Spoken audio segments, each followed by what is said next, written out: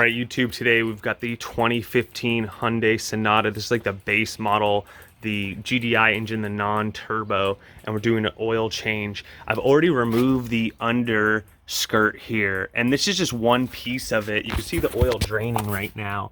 I'm just letting it finish draining. I still have to take off the wrench, but without taking off the skirt, you can't get to the engine there with the oil filter and the oil drain plug.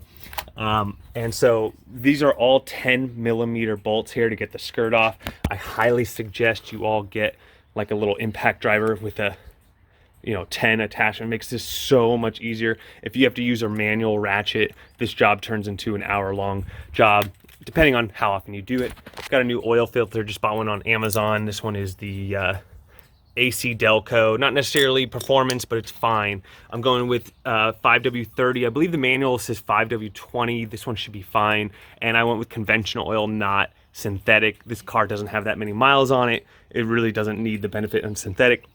I'm going to be taking the oil filter off with a wrench, but most oil filters do have like a little ribbing here, and you can get a wrench that'll fit right over that as well. But I just do this, and it works for every single one of my cars, and it's a universal thing.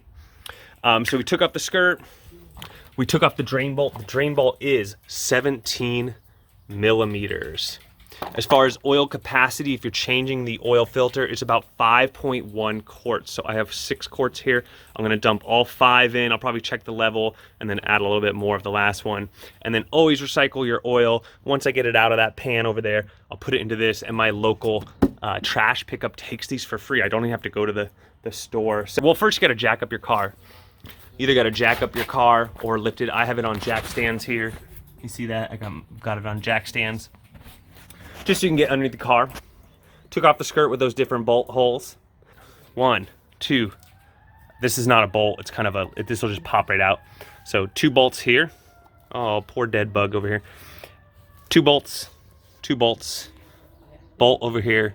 Bolt, bolt. This just slides right out. Bolt, bolt, bolt. I think there's a couple bolts. There's 3 actually on each side. And then these aren't actually bolt holes.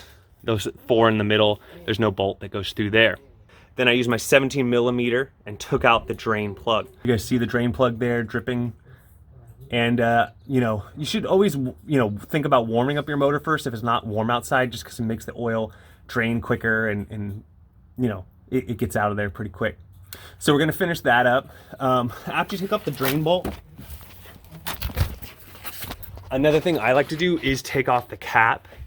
I like taking off the cap after I took out the drain bolt, so when I pull off the cap, it's not super fast, and this will help drain as it gives it oxygen out. There's my dipstick, and I will check that later. So now we're gonna take off the oil filter. I'm just gonna crank it off with this. I have my new oil filter, and I don't know if you can see that, but I rubbed some of the oil, some of this fresh oil, just rub it around there. It'll help make a better seal when it's time to put this back on. I just want to show you that there is a piece of the skirt here too that you just don't have to take off, this front piece. Don't worry about that. So here we are peeking over.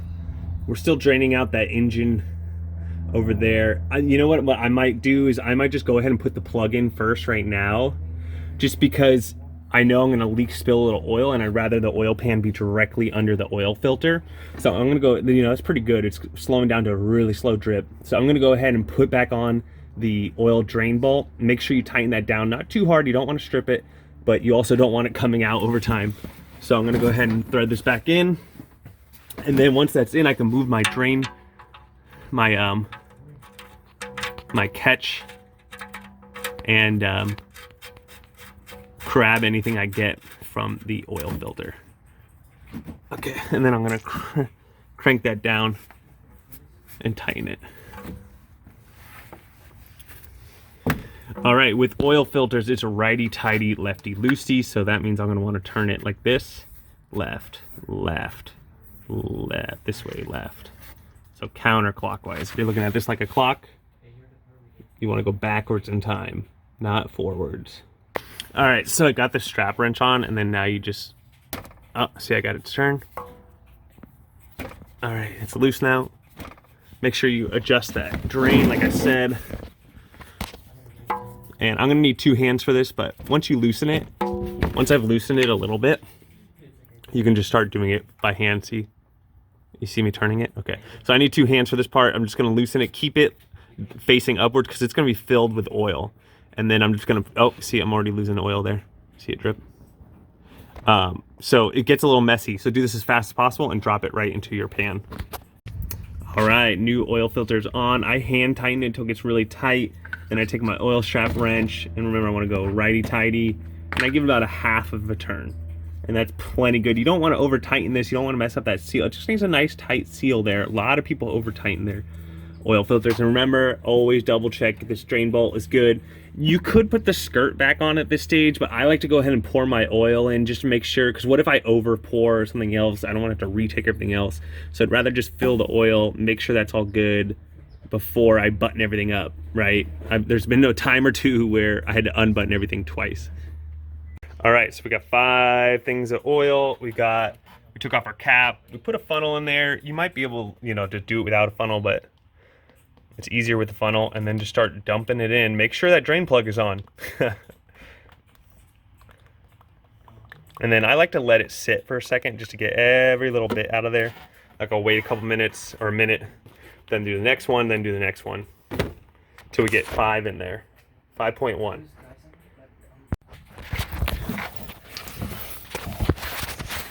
All right, here we are underneath the car. We got the skirt back on.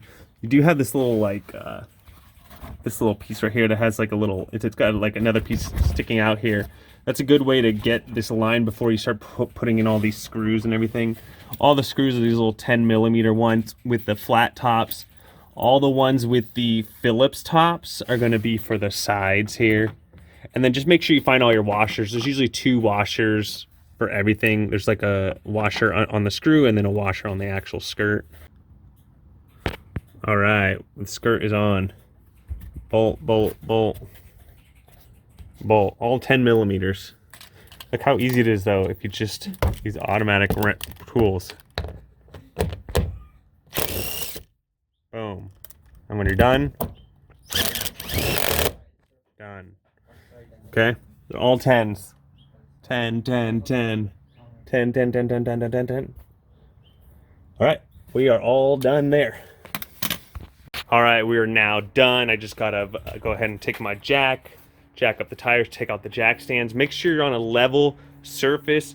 Some people say to circulate the oil, turn on the car, let it circulate really quick. You might want to do that, especially with the fresh filter. And then put the car on a flat surface. You might be on a hill, like I'm on kind of a hill right here.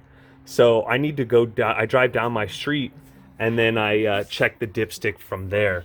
Checking your dipstick on the hill is gonna make the oil sit a little differently in the oil pan, which will give you a wrong reading. So that's it. I hope you guys enjoyed. Please like this video if it helped you out. Put links in the description to some of the items you might want for this, and have a great day.